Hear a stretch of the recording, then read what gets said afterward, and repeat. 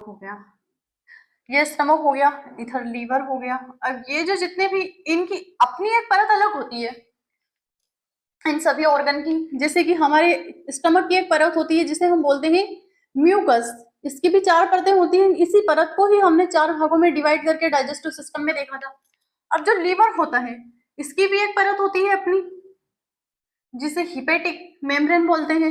Hepatic word कहीं भी आता है तो बात की जाती है कि लीवर के बारे में बात हो रही है। जहां पर भी म्यूकोसा, सब म्यूकोसा आ गया, समझ लेना लीवर सॉरी स्टमक की बात हो रही है। देन हमारी जो छोटी आंत भी होती है उसमें भी एक स्ट्रक्चर खोजा गया है, एक मेम्ब्रेन होती है जिसे हमने नाम दिया है 2018 में ही खोजा गया था। उसका इस जो बीच बीच में जो डिस्टेंस होता है उसमें भी एक मेम्ब्रेन होती है जिसका हमने नाम दिया है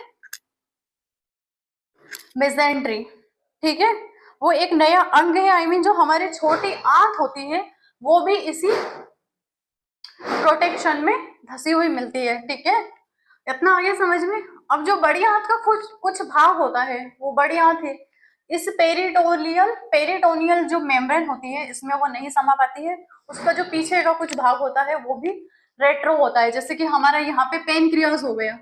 अब ये जो पेनक्रियास है इसका भी कुछ भाग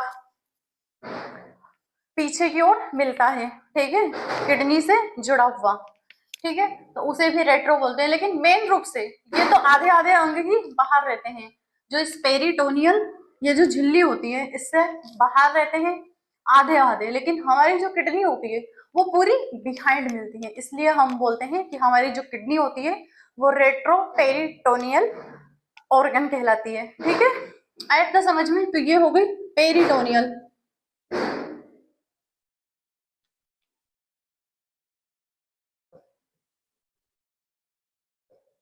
ये हो गई पेरिटोनियल। अब हमारी जो किडनी होती है लिख लेना कि kidney is the retroperitoneal organ in a body part, human body. ठीक है, किडनी इज द रेट्रो